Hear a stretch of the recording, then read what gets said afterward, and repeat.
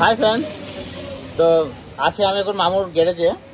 তো মামু একটা KB100 খুলেছে, মেড ইন জাপান, একদম জাপানে বাইক এটা। তো এখন ক্লাস সেটিং খুলেছে। তো ক্লাস সেটিংটা আপনাকে দেখাচ্ছে পুরো, মানে আপনাকে কি বলবো, একদম made in Japan, full made in Japan. মানে যে পার্টসে হাত দিয়েছি, যেখানে হাত দিয়েছি, মেড ইন জাপান।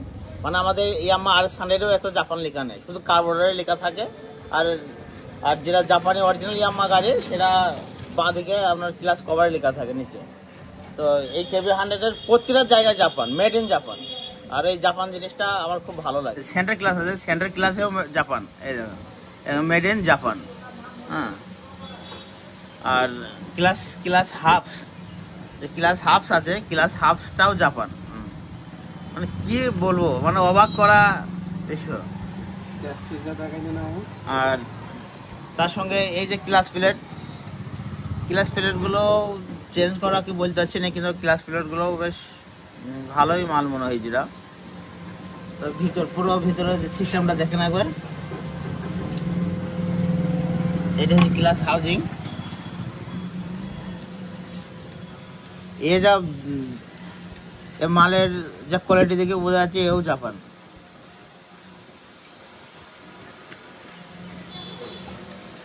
অনেক উন্নত মালের পার্টস এগুলো। ভিতরেও জাপান লেখা আছে, ভিতরেও জাপান। এই দেখো জাপান, প্রত্যেকটা জায়গায় জাপান।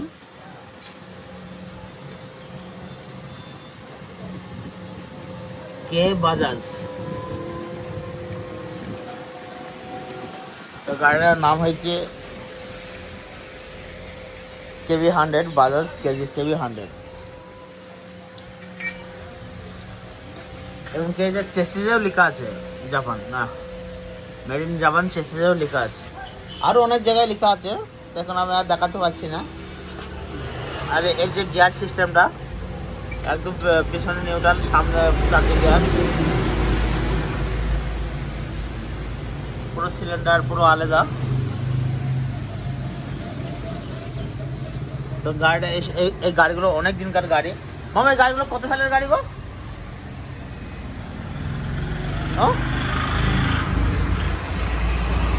1989 সালের গাড়ি। 1989 সালের। 1989 মানে কি বলবো, আমরা দেখুন জন্মই হয়নি, এতদিনকার গাড়ি। এই গাড়ি বেশ মডিফাই করা আছে। আর মামু সেই ভিতরে যে গাড়ি ছিল সেই গাড়িটা